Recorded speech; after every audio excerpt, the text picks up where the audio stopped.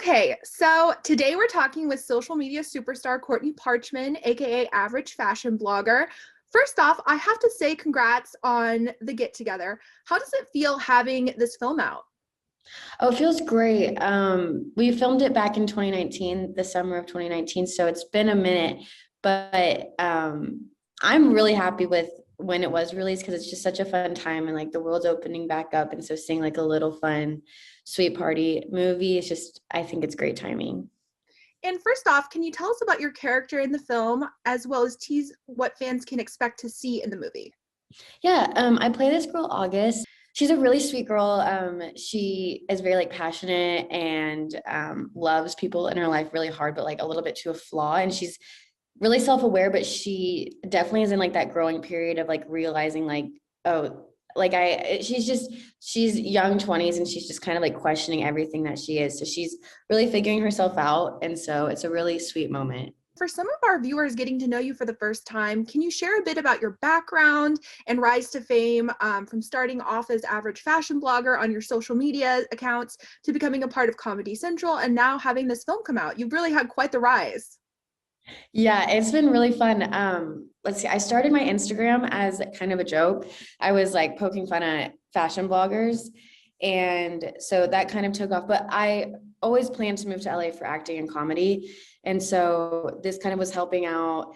And I was like, if anything, it's like good practice. I don't know if it'll get me anywhere. And then I moved to LA to really start working on acting. And this Instagram account has like given me so many opportunities.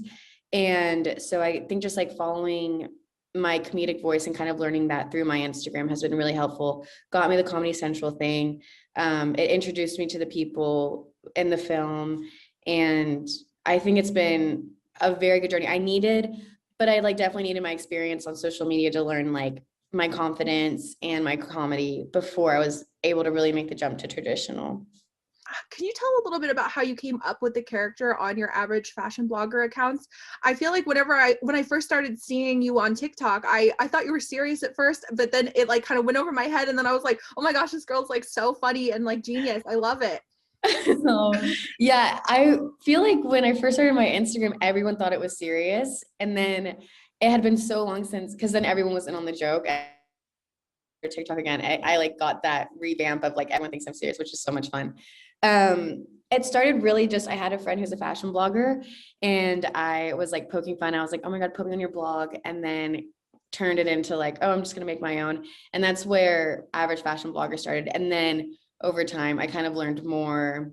It doesn't have to be like always fashion focused. I can make comedy outside of that. And then I kind of learned, I like grew this corny character, which is kind of a heightened version of myself, like always making jokes of literally everything. So that's kind of how that happened. What drew you to the film to get together? Was acting always something that you wanted to try out? Yeah, I even when I was little, like I always just had this like thing in my stomach that was like I'm supposed to like I would watch TV and be like, no, I'm just supposed to be on that. Like it's not even like I wish, it's just like that's weird. I'm supposed to be on that TV. And then like I would say weird things to my sister and be like, isn't it so weird? Like you're gonna have a big sister that's like really famous one day.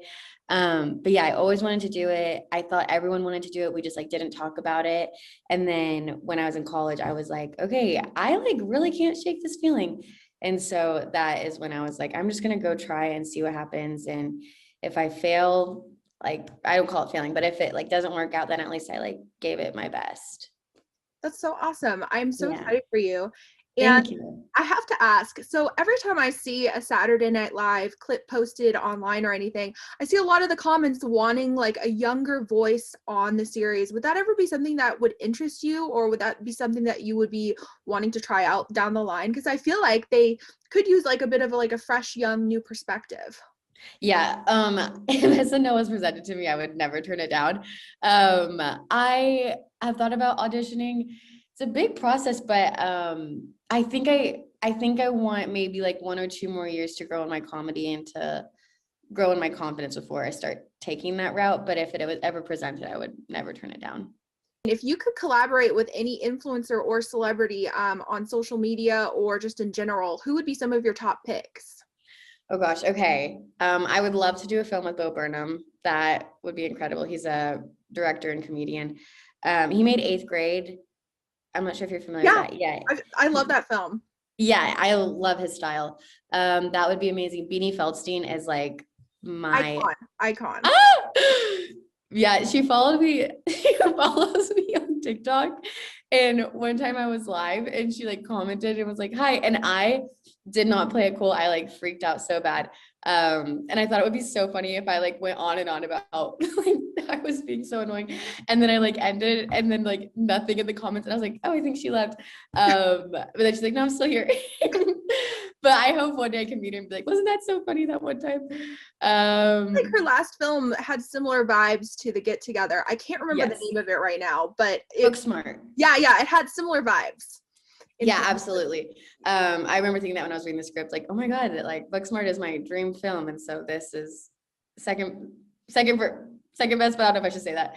And then let's see, Olivia Wilde, directed by her, would be great. Tiffany Haddish, she's like one of my favorite comedians. And in her book, she always talks about how like, because she would talk about being nervous, but then at the end of the day, like in comedy, you're just trying to have fun and be funny. So I think getting to like watch her work would be amazing. Yeah. Awesome. And okay, so I have to ask, there's become this whole debate on social media among millennial and Gen Zs about side parts, skinny jeans, what is and isn't chuggy. I remember one sketch of yours about millennials and Gen Zs blowing up. People didn't realize that you were joking. What did you make of that whole situation? I thought it was so funny. There was some, like half the comments were like, it's a joke. And then the rest were like, oh my God, what are you talking about? I was getting ripped to shreds. They were emailing me. I'm pretty sure they were emailing my manager. Like they were like, no one cares. It was these Gen Zers because they were thinking that I was like a millennial, like trying to, I don't know, say something to Gen Z. And so they were like, Gen Z doesn't even care about you. Like they were so mean. And it was the first time I got a taste of like how hard and fast they come at you. Let's see, what did I take away? I was a little bummed out for a few days. I was like, man, my comedy, I guess it just didn't hit. I guess I missed it. But then I stuck with it and refused to back down on it. And I still stand by the joke. And I think it's amazing. And yeah, I still am getting comments. So and they're still mad. I feel like standing by the joke and just doubling down on it is the best way to handle it. I feel like your true fans knew all along. Oh, yeah. Well, then I was like showing my friend and I was like, is this like, why are they so confused on if this is a joke? And then we watched it and it's like, no, it's very clearly a joke. And so I was like, if they're not getting it, that's on them, not on me. Totally.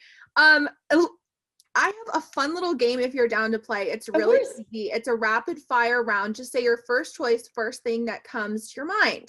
Okay. So favorite social media platform?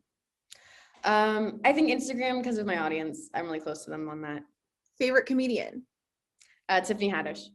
Go to Starbucks order? Mango dragon fruit refresher. Nice. Favorite hype up song? Probably Lizzo. Anything Lizzo, pretty basic on that, but first celebrity crush? Probably Ryan Reynolds. And I was way too little to be crushing on him. Favorite singer? I listen Mumford and Sons. Favorite guilty pleasure TV show? TV show. I really don't watch that much TV. Maybe. Oh, my roommates and I we watch America's Next Top Model. Oh, nice. I feel like that show's gotten a revamp ever since. I feel like they launched on a streaming platform or something because I see it all the time now. People are like, oh my gosh, this aired? I'm like, back in the day, it was wild. Yes, it's so many questionable things come on and it's hilarious. And lastly, middle part or side part?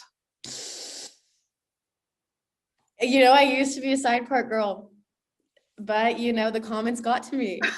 Same, honestly, same. I always side part, and then I was like, I need to refresh the look. The millennial. And at first I didn't think I pulled it off, but I did it enough days. I'd look back on pictures and be like, oh, I actually looked good with it. I feel like it just takes time reframing how you think about how your hair looks, All it is. Well, thank you so much for talking with me today. I love you on social media. You're so funny. And I'm so excited for this whole new chapter for you in acting. Thank you. That's really sweet. I'm just very excited. Thank you.